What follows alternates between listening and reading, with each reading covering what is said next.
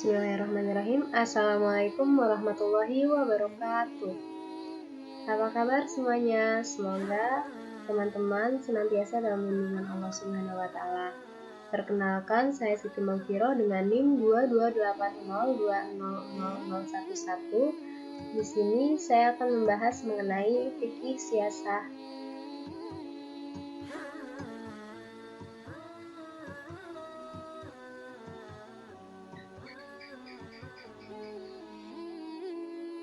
Mengulas kembali materi sebelumnya mengenai fikih siasah. Fikih siasah itu merupakan ilmu yang mempelajari hal ihwal, urusan umat dan negara dengan segala bentuk hukum, pengaturan dan kebijaksanaan yang dibuat oleh pemegang kekuasaan yang sejalan dengan dasar-dasar ajaran syariat kemaslahatan umat. Nah, dalam Islam kita mengenal mengenai pemimpin, karena dalam fikih siasah ini dibahas pula mengenai kepemimpinan, yakni pemimpin itu dalam Islam sering kita sebut dengan khalifah. Menurut Al-Mawardi, selaku ulama fikih siasah, menjelaskan bahwa khalifah memiliki tugas sebanyak 10 macam, yaitu sebagai berikut. Yang pertama, menjaga prinsip-prinsip agama yang sudah tetap dan sudah menjadi konsensus umat terdahulu. Jika ada ahli bid'ah atau orang sesat yang melakukan penyelewengan, maka ia berkewajiban untuk meluruskan dan menjelaskan yang benar. Kemudian yang kedua, menerapkan hukum dari di antara orang yang bersengketa dan menjadi penengah, sehingga keadilan dapat berjalan dengan baik. Kemudian yang ketiga, menjaga kewibawaan pemerintah sehingga dapat mengatur kehidupan umat, membuat suasana aman, tertib, serta menjamin keselamatan jiwa dan harta benda. Yang keempat, yaitu menegakkan hukum, agar dapat memelihara hukum-hukum Allah dari usaha-usaha pelanggaran dan menjaga hak-hak umat dari tindakan kerusakan. Kemudian yang kelima, ada mencegah timbulnya kerusuhan, seperti SARA dan lain-lain, sehingga tidak terjadi permusuhan ataupun perpecahan. Yang keenam, yaitu jihad melawan musuh Islam, setelah lebih dahulu diajak untuk masuk atau menjadi orang yang berada di bawah lindungan Islam. Kemudian yang ketujuh, ada menjaga hasil rampasan perang dan sodaqoh. Nah, itu sodaqoh yang sesuai syariat Islam, berupa nas atau jihad. Kemudian yang kedelapan, menetapkan jumlah hadiah yang dikeluarkan dari Baitul Mal dengan cara tidak boros dan tidak kikir dan diserahkan tepat pada waktunya. Yang kesembilan, mencari orang-orang yang jujur dan amanat di dalam menjalankan tugas-tugas dan pengaturan harta yang dipercayakan kepada mereka, agar pekerjaan tersebut ditangani secara profesional. Kemudian yang ke-10, memperhatikan dan mengikuti perkembangan umat, serta melakukan penanganan terhadap problemnya dengan baik dan memelihara agama.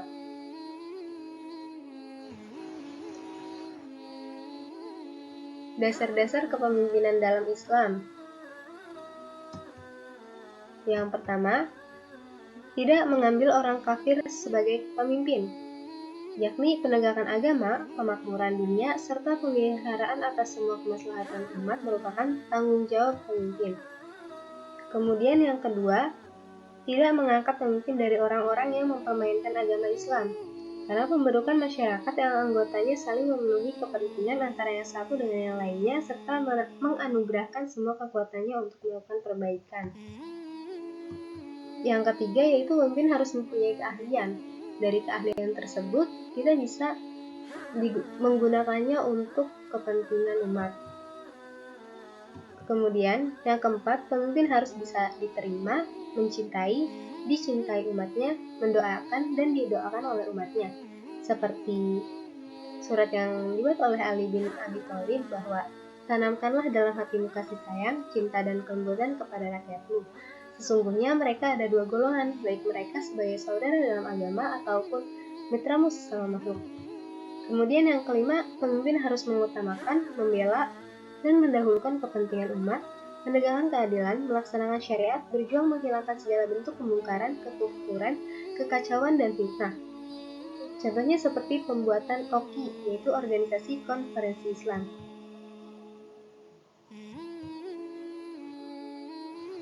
Kemudian selanjutnya, kepemimpinan dan kekuasaan dalam Islam.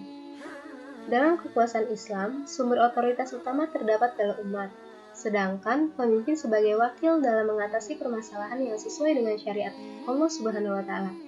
Islam merupakan agama yang mencakup seluruh aspek kehidupan, yakni agama rahmatan lil alamin, sehingga Allah memberikan kemenangan kepada orang-orang yang beriman dan beramal saleh dalam bentuk kekuasaan. Ciri-ciri sistem pemerintahan dalam kepemimpinan Islam yaitu yang pertama, bukan monarki, maksudnya itu kepemimpinan Islam bukan dikepalai oleh raja. Kemudian yang kedua, kemanusiaan, yakni dapat memanusiakan manusia. Kemudian yang ketiga ada kesatuan, yaitu persatuan masyarakat demi terciptanya suatu kesatuan dan serasi.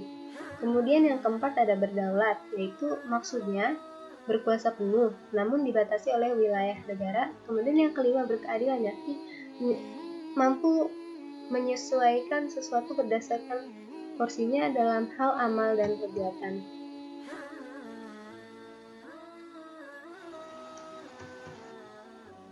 Allah Subhanahu wa Ta'ala berfirman, A'udzubillahi minasyaitonirrajim, Bismillahirrahmanirrahim. Alladzina mimmakannahum fil ardi aqamus sholata wa atawus zakata wa amaru bil ma'ruf wa nahaw 'anil munkar walillahi 'aqibatul umur, yang artinya yaitu orang-orang yang jika kami beri kedudukan di bumi, maka mereka melaksanakan sholat, menunaikan zakat, dan menyuruh berbuat yang ma'ruf dan mencegah dari yang mungkar, dan kepada Allah lah kembali segala urusan. Quran Surat Al-Hajj ayat 41.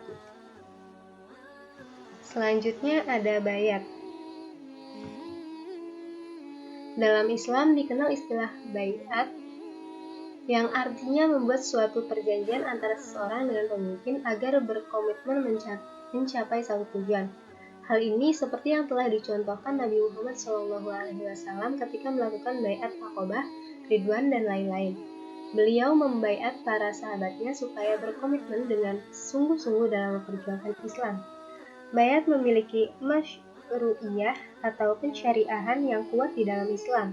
Bayat merupakan salah satu proses penting dari pengangkatan seorang pemimpin di dalam Islam. Kemudian ada ahlu al-halli wa al-aqdi. Secara kebahasaan, ahlu al-hal wa al-aqdi artinya orang yang melepas dan mengikat atau orang-orang yang dapat memutuskan dan mengikat. Disebut mengikat karena keputusannya mengikat orang-orang yang mengangkat ahlul hali, dan disebut melepaskan karena tidak dapat duduk di situ karena mereka yang duduk di situ bisa melepaskan dan tidak memilih orang-orang tertentu yang tidak disepakati.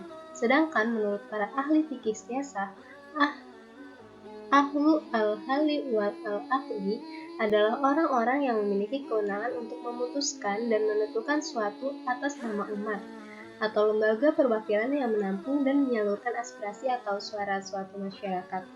Paradigma pemikiran ulama fikih merumuskan istilah ahlu al-halli wa al-aqdi didasarkan pada sistem pemilihan keempat khalifah pertama yang dilaksanakan oleh para tokoh sahabat yang mewakili dua golongan, yaitu golongan Ansor dan golongan kaum Muhajirin. Mereka ini oleh ulama fikih diklaim sebagai ahlu al-halli wa al-aqdi yang bertindak sebagai wakil umat dalam melakukan pengakuan. Cukup sekian dari saya. Materi selanjutnya akan disampaikan oleh rekan saya, Cica Mufliha Saputri. Terima kasih atas perhatiannya. Wassalamualaikum warahmatullahi wabarakatuh.